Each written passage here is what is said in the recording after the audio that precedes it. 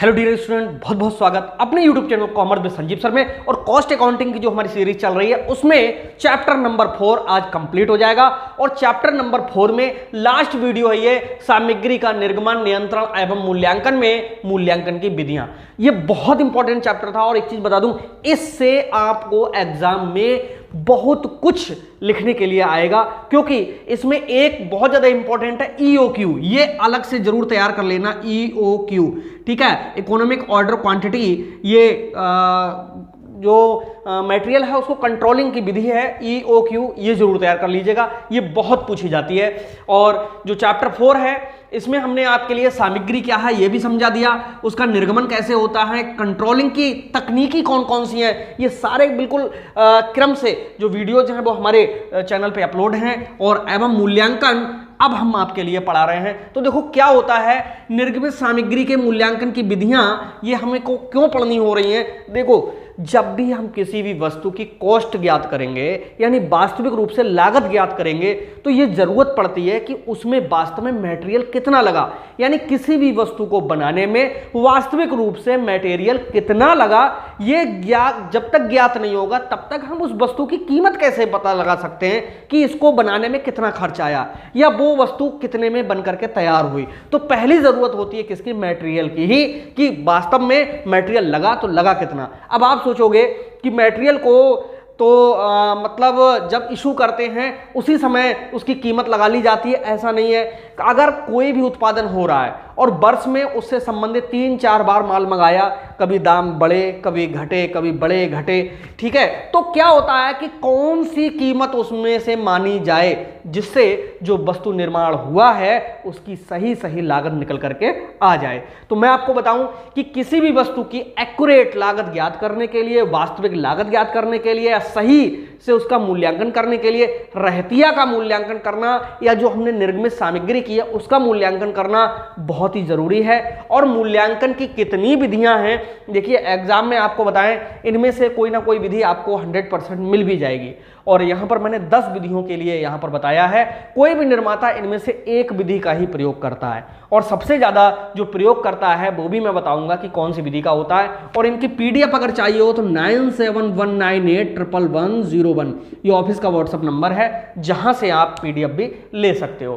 तो पहले मैं बताऊं, नंबर 1 पे है वास्तविक मूल्यांकन विधि। ये वह विधि है जो स्टॉक हमने यूज किया है किसी भी वस्तु को बनाने में या कच्ची सामग्री किसी वस्तु को बनाने में, तो उसका वास्तव में मूल्य कितना है, यानी वो है कितने की, आज की डेट में नहीं, जब हम परचेज करके लाए थे तो उस डेट में वो वास्तविक रूप से कितने की थी, ठीक है। बस इस मूल्यांकन विधि में ऐसे मेथड का यूज किया जाता है कि वो वस्तु जब हम कोई चीज बना रहे थे और उसके लिए हम यहाँ पर इस मटेरियल के लिए अगर 500 रुपये में परचेज करके लाए और मार्केट में ये हो सकता है 490 का हो गया हो या 510 का हो गया हो, तो ना तो 490 लगाएंगे ना 510 लगाएंगे, हम करेक्ट लगाएंगे कितने, 500, क्योंकि जितने में लेकर के आए वही होगी।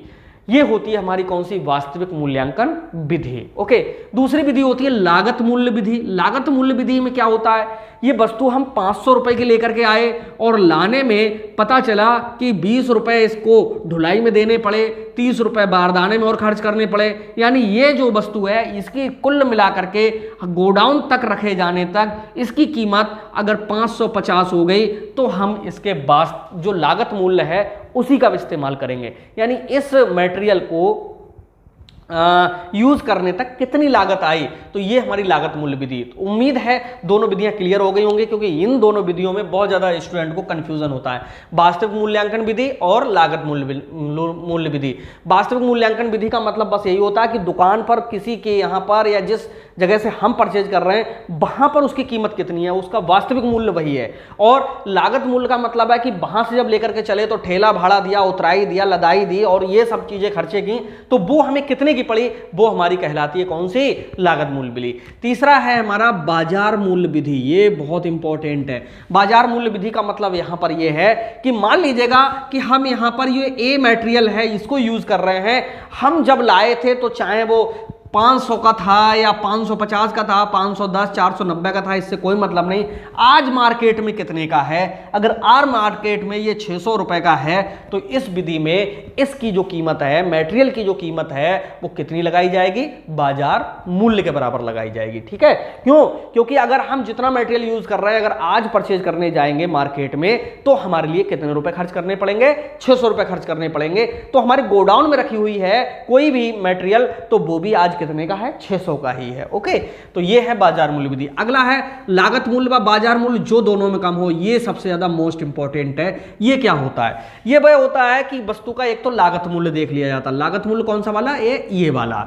और बाजार मूल्य देख लिया जाता है, ये वाला। यानी कोई भी वस्तु हमारे लिए मान लीजिएगा 1000 रुपए की लागत की है और बाजार में इस समय वो 1100 रुपए की है, तो हम कौन से मूल्य को मानेंगे? 1000 वाले को मान लेंगे, क्योंकि जो दोनों में कम हो, कम वाले के लिए आंकते हैं। क्यों आंकते हैं? क्योंकि किसी वस्तु को जब हम निर्माण कर रहे हैं, बना रहे हैं, उसकी लागत एकदम करेक्ट निकल करके आए, यानी सही लागत निकल करके आए, इसलिए मूल्य कौन सा? कम वाला। अब पता चला कि ये तो वास्तविक मूल्य उसका 1000 है, लेकिन बाजार में वो अब 950 का मिल रहा है वो मटेरियल, तो अब हम 1000 नहीं लगाएंगे, हम 950 का लगाएंगे, यानी जो दोनों में कम हो।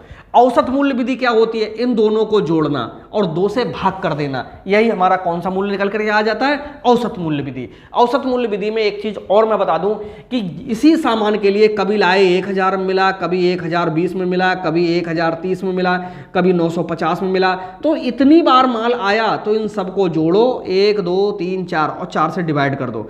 जो निकल करके आता है वही इसका क्या होगा? औसत होगा, और उसी मूल्य को हम मटेरियल का मूल्य मान लेंगे। तो यहां पर निर्गमित सामग्री के मूल्यांकन की विधियां में बहुत ज्यादा ये क्लियर कर दूं आपके लिए कि वो सामग्री यूज की जा रही है, यहां पर उसकी बात की जा रही है जो किसी भी वस्तु को बनाने में कच्चा माल, कच्ची सामग्री प्रयुक्त हुई है। जैसे इस पेन को बनाने में प्लास्टिक यूज हुई है, तो प्लास्टिक की कीमत ज्ञात करना ही यहां पर निर्गमित सामग्री के मूल्यांकन की विधि कहलाएगी। ठीक है, अब ये वो विधियां हैं जो मतलब इस समय स्टैंडर्ड के रूप में यूज की जाती हैं। ये क्या चीज होती हैं? देखो, लीफो विधि। लीफो विधि का मतलब होता है लास्ट इन फर्स्ट आउट। ये लास्ट इन फर्स्ट आउट का मतलब यहां पर मैं बता दूं क्या होता है। लास्ट इन फर्स्ट आउट यानी कोई भी मटेरियल जो हम सबसे बाद में परचेज करके लाए, उसको सबसे पहले हमने यूज कर लिया। मान लीजिए ये हमारा गोडाउन है, एक इधर से रास्ता है और एक गेट इधर से है। ठीक है, अब क्या हुआ कि ये मटेरियल सब कुछ रखा हुआ है और इसको रखते हुए चले गए, निकालने का भी इसका अपना कोई सिस्टम है। ठीक है, अब वो कह रहा है लीफो विधि। लीफो का मतलब है LIFO, last in first out.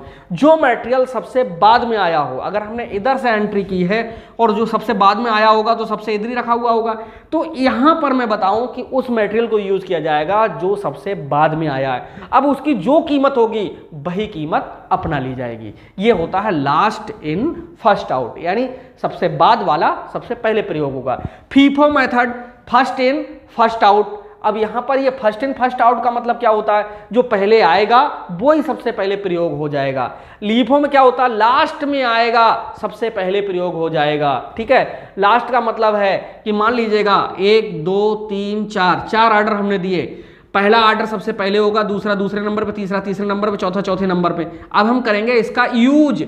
जब यूज करोगे बेटा तो लीफो वाले में क्या होता है? Last in. जब यूज करोगे लीफो मेथड में तो चौथे वाले का यूज होगा सबसे पहले। ओके, लेकिन फीफो मेथड में FIFO यहां पर पहले वाले को ही सबसे पहले यूज किया जाएगा। ठीक है, जो मैंने यूज लिखा है इसका मतलब समझाओ, मैं आपको हर तरीके से समझाने का प्रयास कर रहा हूं, कोशिश कर रहा हूं। वीडियो को लाइक कर दो, जरूर कमेंट करो कि समझ में आ रहा नहीं आ रहा। नहीं आ रहा है तो मैं किसी और तरीके से समझाने का प्रयास करूंगा। दो चीजें हो गई, लीफो बाद में आया पहले यूज होगा, फीफो पहले वाला सबसे पहले यूज होगा, फिर दूसरे नंबर का, फिर तीसरे नंबर का, फिर चौथे नंबर का।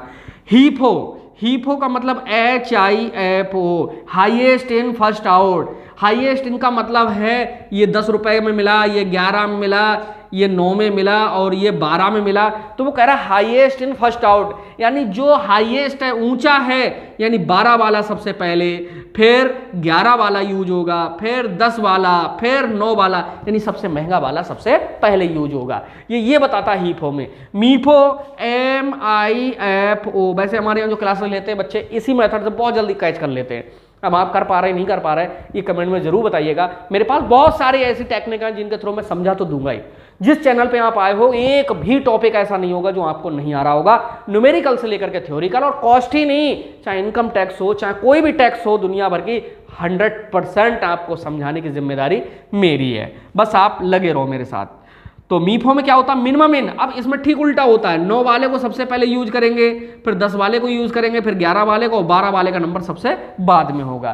तो ये फीफो, लीफो, हीफो, मीफो, इनका मतलब भी आपने समझ लिया है। प्रमाणित मूल्य विधि, प्रमाणित का मतलब जानते हो स्टैंडर्ड वैल्यू कहते हैं। वो स्टैंडर्ड वैल्यू कुछ और नहीं होती है। 10 लोगों के सामने बताओ कि ये मटेरियल इतने का है और 10 लोग उस चीज को स्वीकार कर लें, तो समझ लो वही उसकी कौन सी वैल्यू होती है, स्टैंडर्ड वैल्यू होती है। ठीक है, तो स्टैंडर्ड वैल्यू में इस बात का ध्यान रखा जाता है कि जो भी वैल्यू यूज की जाती है उस वैल्यू में से हम आपको बताएं 100% मान्यता सभी के द्वारा मिलती है, और 2-1 के द्वारा ना भी मिले तब भी कोई फर्क नहीं पड़ता, लेकिन वो मान्यता हर व्यक्ति स्वीकार करने को तैयार हो जाता है कि हाँ इतना है। जैसे मैं इस पेन की बात करूं, मैं कहूं इसमें प्लास्टिक लगी हुई है और 5 रुपए की प्लास्टिक लगी हुई है, तो आप सब लोग मानने को तैयार हो जाओगे हाँ भाई 5 रुपए की प्लास्टिक इसमें लग गई होगी, यूज हो गई होगी, तो यहां पर यही इसका प्रमाणित मूल्य हो जाएगा। तो यहां पर क्या होता है कि सामग्री के मूल्यांकन की जो विधियां हैं बहुत अच्छे से हमने समझाने का प्रयास किया, उम्मीद है समझ में आया होगा। वास्तविक में जो उसकी एक्चुअल वैल्यू है, लागत मूल्य में वो हमें पड़ी कितने की है आकर के, बाजार मूल्य में इसमें मार्केट में कितने की बिक रही है, और लागत मूल्य बाजार मूल्य जो दोनों में कम हो, ये तो आप समझाओ दोनों में जो कम होगा। औसत मूल्य विधि, जितने उसके मूल्य हैं सबको जोड़ो और उतने से ही भाग कर दो। 5 जोड़ोगे तो 5 से डिवाइड, मतलब 5 बार लाए हो तो 5 बार के मूल्य लिखो, उनको जोड़ो, 5 से डिवाइड कर दो, औसत आ जाएगा। लीफो, फीफो, हीफो, मीफो, ये तो करेक्ट क्लियर हो गया होगा, प्रमाणित का मतलब भी क्लियर हो गया। तो उम्मीद है कि ये वीडियो आपको अच्छी लगी होगी, कमेंट जरूर करिएगा, और हमारे चैनल पे अगर आप आए हो तो इसे सब्सक्राइब कर लीजिए और अपने दोस्तों में भी जरूर शेयर कीजिएगा, क्योंकि बीकॉम का सबसे अच्छा ये चैनल आपके लिए महसूस होगा बस थोड़े ही दिनों में। तो मिलते हैं नेक्स्ट वीडियो में, तब तक के लिए बाय बाय।